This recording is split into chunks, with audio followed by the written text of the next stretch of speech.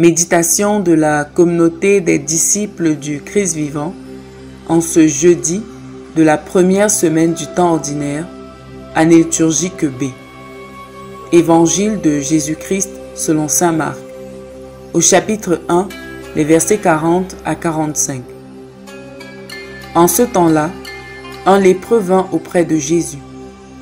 Il le supplia et, tombant à ses genoux, lui dit : « Si tu le veux, tu peux me purifier. » Saisi de compassion, Jésus étendit la main, le toucha et lui dit : « Je le veux, sois purifié. » À l'instant même, la lèpre le quitta et il fut purifié.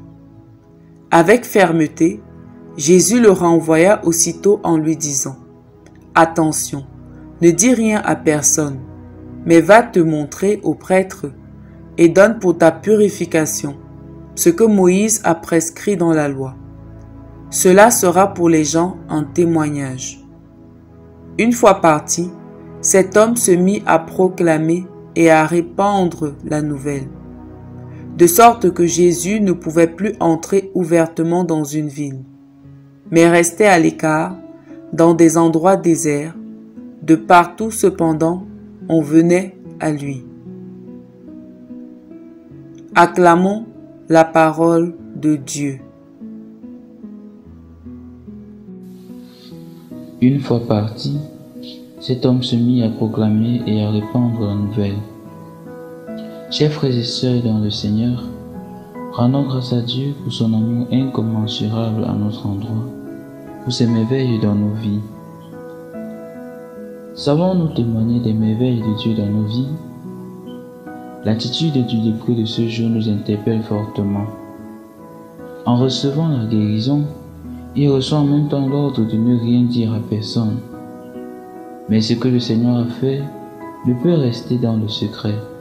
Il est trop brûlant pour être contenu dans son silence. C'est pourquoi, une fois parti, il ne peut s'empêcher de témoigner partout, haut et fort, de ce que Jésus a fait pour lui. Par ce témoignage, il reconnaît ce que le Seigneur a fait pour lui et il lui en est gré. Après avoir bénéficié des largesses de Dieu, il convie tous ceux qui veulent l'écouter à se réjouir avec lui et à aller à Jésus pour profiter, eux aussi, de sa bonté, puisqu'il est pour tous. Très souvent, nous recourons à Dieu pour lui demander des faveurs, la santé, le pardon, la consolation, le réconfort, ainsi de suite. Ce qui n'est que normal.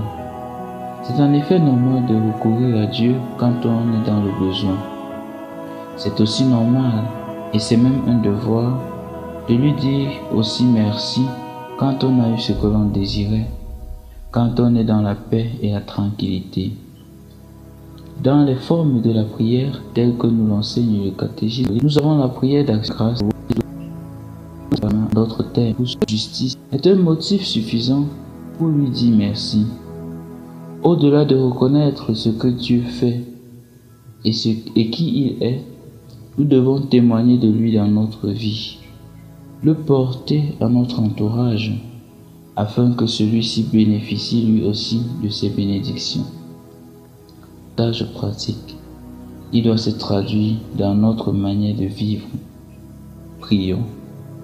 Dieu de toute puissance, donne-nous la sincérité du cœur, afin que nous sachions reconnaître tes merveilles dans nos vies et que nous apprenions à te dire merci pour qui tu es et pour ce que tu fais pour nous. Intercession.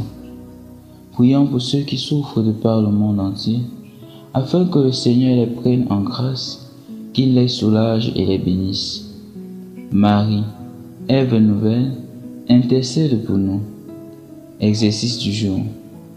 Prendre du temps pour sincèrement rendre grâce à Dieu et le louer. Témoigner de lui autour de nous par les actes de ce jour. Amen.